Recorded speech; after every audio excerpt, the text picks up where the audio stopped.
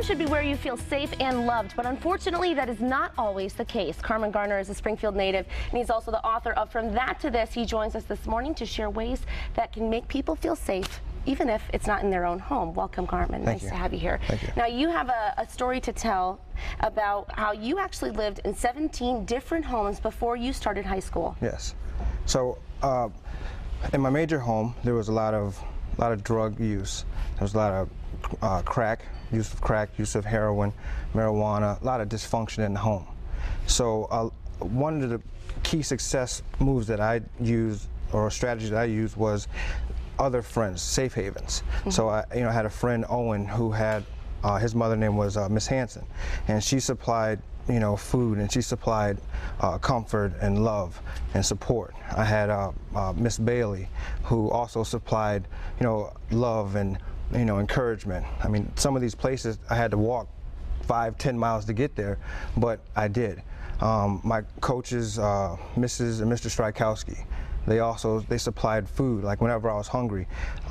Anything that I needed that I couldn't get at home, I sought out in these safe havens. Dysfunction, basically in my house, no one could help me because they were too busy helping themselves. Mm-hmm. They all had their own issues. So it was difficult to seek out support and to seek out love.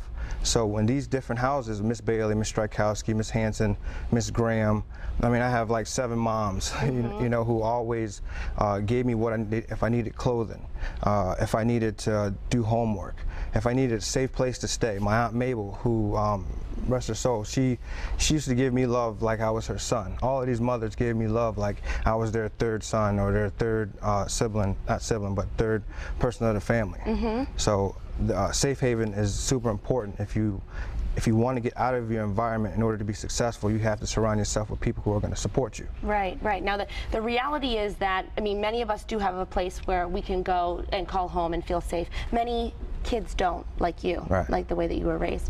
So you have to go out and seek these safe havens, which is what you did, right. And that's really how you are still here today, is because you did seek out these places that were safe. What would you consider, if there's a child that's watching, or whoever may be watching, consider to be a safe haven? Well, a safe haven, some of the parents or some of the safe havens I went to, there weren't a mother and a father. Most of them were. There were a mother and a father. But these safe havens, they develop their kids' character.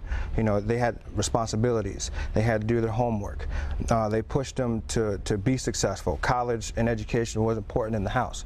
You don't want to leave your dysfunctional home to find another dysfunctional home, right? Because you're not going to get the type of support that you need. Mm-hmm. So the family has to stress family values, good character, and success through education. Now, these people that you mentioned made a huge impact on your life.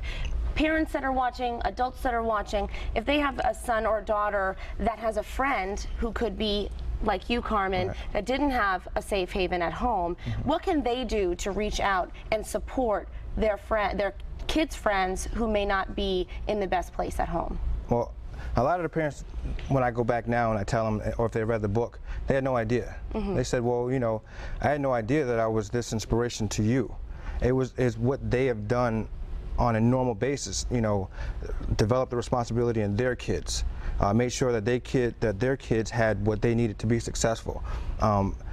Just be who you are, eliminate the dysfunction, and create a safe, loving atmosphere that you would normally create for your family, but also welcome in another person that is going through or went through what I went through. Mm-hmm. But the key is that your character that you have has to be of one that you're not disrespectful, and you're not, because families won't take you in if you're this person who, even though you've been through this, you act in a negative manner. So what I did, my character that I was trying to build, was that I'm a good guy and I'm a good kid and I'm striving to be the best that I could be.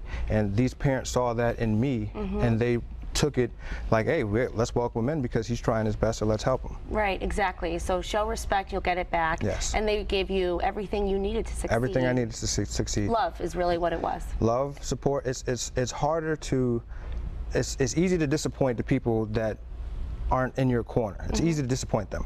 But the people who are in your corner in these safe havens, it's super hard to disappoint them. You're their kid. You know, they're rooting for you. So just like the underdog, if you're rooting for an underdog, then that gives you that motivation to keep on going. That's right. Well, Carmen, thanks so much for sharing your story and for sharing advice for those that may need it. Great to have you here. And for more information, you can visit us online, mymassappeal.com.